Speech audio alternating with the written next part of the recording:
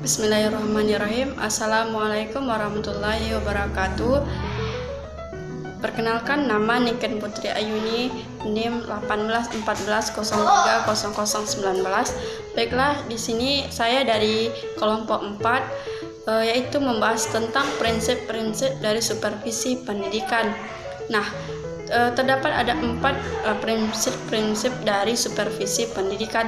Yang pertama yaitu prinsip ilmiah, yang kedua ada prinsip demokratis, yang ketiga ada prinsip kooperatif, yang keempat ada prinsip konstruktif dan kreatif.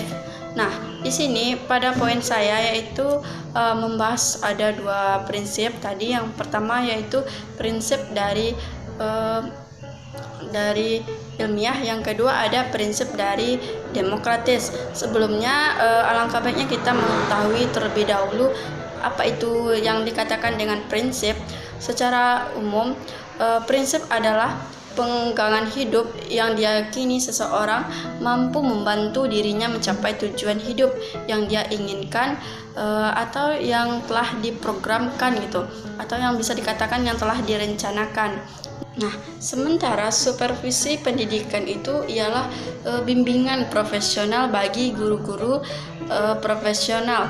Nah, bimbingan profesional ini maksudnya ialah segala usaha yang memberikan kesempatan bagi guru-guru untuk berkembang secara profesional agar lebih maju dalam melaksanakan tugas pokok, yaitu memperbaiki dan meningkatkan proses pembelajaran pada murid-murid. Nah, dari hal tersebut bisa kita ambil bahwasanya prinsip dari supervisi pendidikan itu ialah bisa dikatakan dengan kaidah-kaidah yang dipedomani atau dijadikan landasan dalam melakukan kegiatan supervisi. Nah, tadi ada 4 pembagian dari prinsip supervisi pendidikan tersebut, yang mana yang pertama yaitu ada prinsip ilmiah. Nah, prinsip ilmiah ini ialah kegiatan supervisi yang dikembangkan dan dilaksanakan harus sistematis, objektif, dan instrumen atau sarana yang memberikan informasi dapat dipercaya dan menjadi di bahan masukan dan pengadaan evaluasi terhadap situasi belajar mengajar. Ciri-ciri dari prinsip ilmiah tersebut, yang pertama sudah dijelaskan juga tadi dalam apa itu tadi prinsip ilmiah. Yang pertama yaitu ada sistematis. Maksudnya yaitu sistematis ini secara teratur, terencana, dan berkelanjutan. Maksudnya supervisi memiliki perencanaan yang pasti, teratur. Nah, pelaksanaan secara berkelanjutan dan terus-menerus. Nah, yang kedua, ciri-ciri dari prinsip supervisi pendidikan ini yang kedua kan ada ilmiah. Yang kedua yaitu ciri-cirinya objektif, yang mana artinya data yang didapatkan berdasarkan hasil dari observasi nyata, kegiatan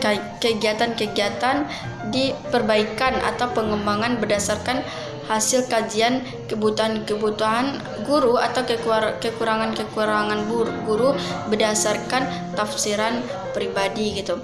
Nah, objektif ini artinya emang nyata berdasarkan observasi yang memang betul-betul diteliti gitu.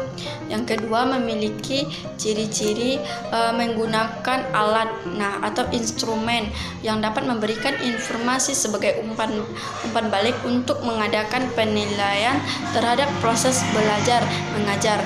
Nah, di sini bisa kita contohkan, misalnya untuk memperoleh data diperlukan alat perekam data seperti angket, observasi, ada percakapan pribadi atau seterusnya gitu. Nah, itu ada alat untuk mendapatkan data yang sebenarnya gitu. Yang selanjutnya prinsip dari supervisi pendidikan ini yaitu ada prinsip demokratis. Yang pertama tadi prinsip ilmiah, yang kedua prinsip demokratis. Yang mana prinsip demokratis ini yaitu ia menjunjung tinggi sekali atas musyawarah. Nah, yang mana artinya layanan bantuan yang diberikan supervisor kepada guru berdasarkan jalinan hubungan kemanusiaan yang akrab dan suasana kehangatan. Prinsip demokratis ini juga bisa kita artikan sebagai menjunjung tinggi harga diri dan martabat seorang guru. Nah, dalam prinsip demokrasi ini ia mengambil keputusan dengan melalui musyawarah untuk mencapai dari mufakat. Nah, atau keputusan maupun pendapat dari supervisor juga diterima oleh dengan baik oleh guru, sehingga supervisi pendidikan dapat tercapai dengan menjalinkan